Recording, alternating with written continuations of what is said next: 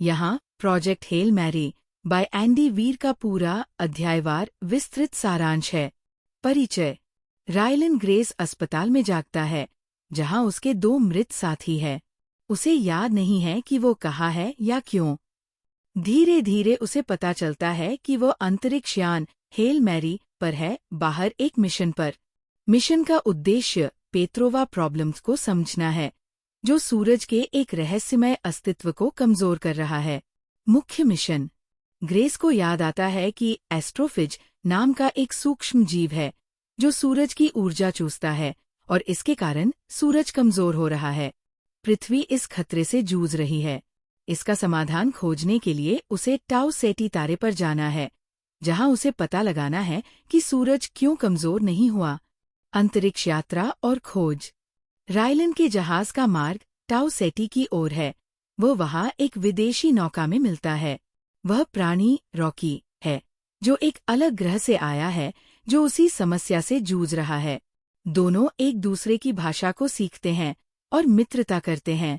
वैज्ञानिक मंथन। ग्रेस और रॉकी मिलकर ये खोजने लगते हैं कि कैसे एस्ट्रोफिज को रोका जा सकता है। वे समझते हैं कि टोमोएबा नामक एक जीव एस्ट्रोफिज का प्राकृतिक शिकारी है, जो संख्या को नियंत्रित करता है। संघर्ष और समाधान। रायलैंड और रॉकी मिलकर एक संकर जीव नाइट्रोजन रेजिस्टेंट टोमोएबा तैयार करते हैं, जो एस्ट्रोफिज को खत्म कर सकता है। कई मतभेद और संकट आते हैं, लेकिन वे अंततः सफल होते हैं। वापसी और बलिदान।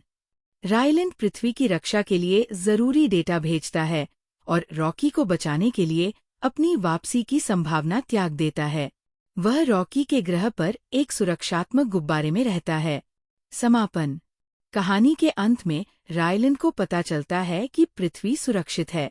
वह अपने घर लौटने की योजना बनाता है, लेकिन यात्रा लंबी और कठिन होगी।